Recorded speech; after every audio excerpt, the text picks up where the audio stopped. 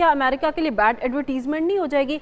कहाँ आबना हुर्मुज़ पर फ्री जहाज़ों की आमदोरफ्त थी, अब आफ्टर वॉर वो अमेरिका को फ़ायदा देने की बजाय क्या साबित हो रहा है कि उस पर टोल टैक्स लग चुका है, और अगर उन्होंने को चार्ज करना शुरू कर दिया तो पेट्रोल डॉलर नहीं इसमें चैलेंज हो रहा?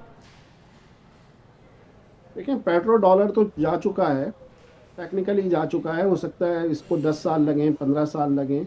और अमेरिका का जवाल भी अब कोई ऐसी बात नहीं है कि जिसके ऊपर प्रेडिक्शन की जाए, सामने लिखा हुआ नजर आ रहा है। बिल्कुल। तो ये दोनों चीजें एक दूसरे से लिंक है। अब अमेरिका की वो मोनोपोली जो दुनिया के अंदर कायम थी, उसका खात्मा हो गया है।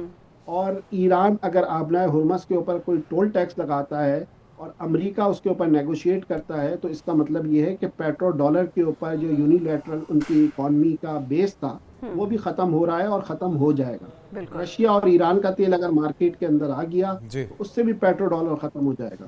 तो ये चीज़ें अब होनी है। अब ये देखें कि अब अमन के ज़रिए होती हैं, जंग के ज़रिए होती हैं, इसके ऊपर दुनिया का फोकस है। अच्छा, ये भी बताएगा डॉक्टर साहब कि कुछ लोग, कुछ नाक़दीन या कुछ ऐसे लोग जो कि कभी भी खुश नहीं होते हुकूमत के किसी भी इक़दाम से, वो कहते हैं कि जी पाकिस्तान अगर ऐसा कर रहा है या पाकिस्तान में इस्लामाबाद में मुज़ाकरात हो रहे हैं तो कौन सी बड़ी बात है। तो ज़रा आप रोशनी डालिए कि इससे पाकिस्तान को फ़ायदा है क्या, पाकिस्तान क्या अचीव या क्या हासिल करने वाला है, ये सारी जो हैपनिंग, ये पूरी दुनिया की नज़रें इस वक्त पाकिस्तान पे हैं। देखें, पाकिस्तान जो है वो आलमी उफक पे उभर कर मई की जंग के बाद से आ चुका है। बिल्कुल। और अमेरिका भी ये समझता है कि इस वक्त जो मशरिक़ के अंदर कोई उसका स्ट्रेटजिक तौर पे अलाय हो सकता है। चाइना भी ये समझता है कि स्ट्रेटजिक तौर पे जो अलाय हो सकता है वो पाकिस्तान है। और पाकिस्तान ने दोनों को मैनेज किया है, अमेरिका को भी मैनेज किया है और चीन को भी मैनेज किया है। दूसरी बात ये है कि देखें, मुज़ाकरात कौन करता है? जिसकी स्ट्रेंथ होती है ना, वो मुज़ाकरात करता है। इंडिया था आपके साथ। इंडिया क्यों मुज़ाकरात नहीं कर सका? क्योंकि इंडिया की स्ट्रेंथ नहीं है, इंडिया एक जंग हार चुका है। दूसरा जो सबसे अहम तरीन मसला है, जिसको लोगों को अपने जहन के अंदर रहना चाहिए और ख़ास तौर पे पाकिस्तान के नाजरीन को, ये सारा का सारा मसला जो है वो क़िबला अव्वल से वाबस्ता है। जी। ईरान के ऊपर जंग है, गज़ा के ऊपर तशद्दुद है, जंग है, कत्ल आम है। और इसी तरह लबनान के अंदर और जनूबी किनारे, वेस्ट बैंक, बैतुल मुक़द्दस के अंदर, ये तमाम चीज़ें एक ही चीज़ का लिंक है। और बिल्कुल। अगर हम पीछे चले आए अरब इसराइल जंगों के अंदर, अरब इसराइल जंगों के अंदर जब पूरे अरब ममालिक लेट गए थे, वो बिल्कुल डिफीट खा चुके थे इसराइल से, तो पाकिस्तान ही गया था उनको रेस्क्यू करने के लिए। तो ये बात ना समझे कि पाकिस्तान इस मामले में लाताल्लुक है या जोग्राफिकल प्रॉक्सिमिटी नहीं है। पाकिस्तान इस मामले में हमेशा से रेलिवेंट है, और टर्की और 1967 से रेलिवेंट है और आज तक रेलिवेंट। ठीक, टर्की और चाइना का इंटरेस्ट इसमें इतना ज़्यादा क्यों देख रहे हैं आप?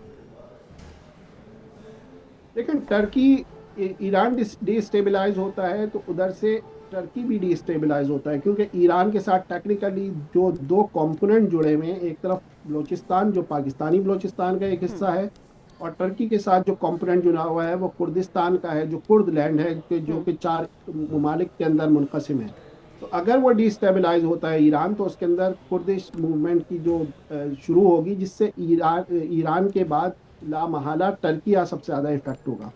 और ना टर्की ये चाहेगा, ना पाकिस्तान ये चाहेगा कि उसके बगल के अंदर इसराइल आके बैठ जाए, या इसराइल बिल्कुल। की कोई ऐसी मफादात की हुकूमत आके बैठ जाए कि जिसको वो टॉलरेट कर सके यहाँ। अच्छा, अगर तो हम यहाँ बजाय इसके कि इकोनॉमी उन के जंग हवाले से भी बात करें, जो कि दिनों में ही हमने देखा काफ़ी हद तक हिल चुकी थी, तो अब आपके ख्याल से उसको गालबन कितना टाइम लगेगा अपनी स्टेट में वापस आते हुए? कि हमने ऑयल प्राइसेस का हाइट देखी है, हमने स्टॉक मार्केट क्रैश होते हुए देखी है, इन्फ्लेमेशन का एक हमने तूफान देखा है। तो अब आपके ख्याल से स्टेबिलिटी कब तक आएगी अगर हम इकोनॉमी के हवाले से बात करें इन मुज़ाकरात के बाद?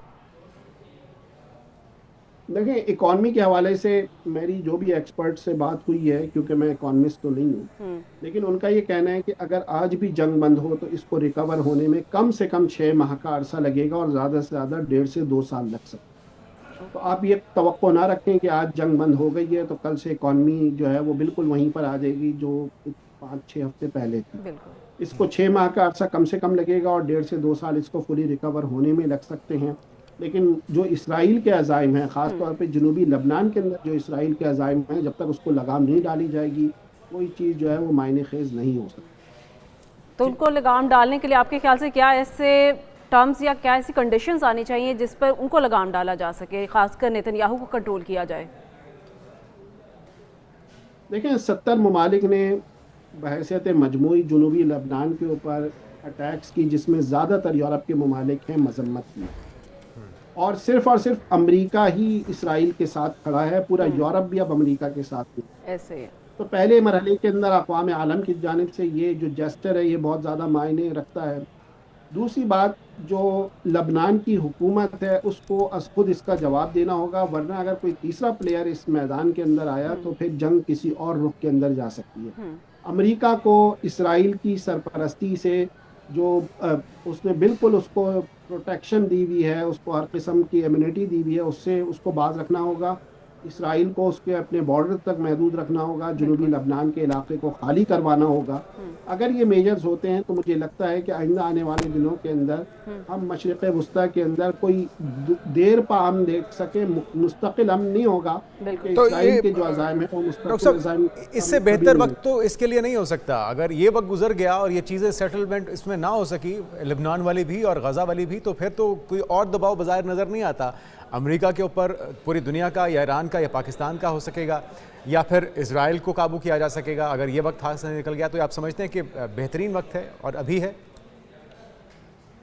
ये वक्त तो बहुत बेहतर है और मैं ये समझता हूँ कि इसी वक्त ये तमाम चीज़ें हल होनी चाहिए। लेकिन मैं फिर इस बात को आपको रिपीट कर दूँ कि देखें, जो निफ सदी से ज़्यादा का 75 साल का कज़िया है वो 75 दिनों में भी हल नहीं हो। दूसरी बात यह कि जब गज़ा के अंदर जंगबंदी की गई तो लोगों का ख्याल था कि एक तरफा जंगबंदी है और हमास को नुकसान होगा, लेकिन हमास को उससे बराह रास्त फ़ायदा ही हुआ है। और अगर आप ये समझते हैं कि इन मुज़ाकरात के बाद भी इसराइल कुछ नहीं करेगा, चाहे कुछ भी गारंटी दे दी जाए तो नहीं होगा, उसके बाद भी इसराइल अपनी हरकतें जारी रखेगा। तो मैं ये समझता हूँ कि अगर कोई फ्रेमवर्क तश्कील पा जाए, उसके ऊपर हम चीज़ों को लोकेट कर सकते हैं कि किसकी तरफ से दरअंदाजी हो रही है और कौन जो है वो एग्रेसर है।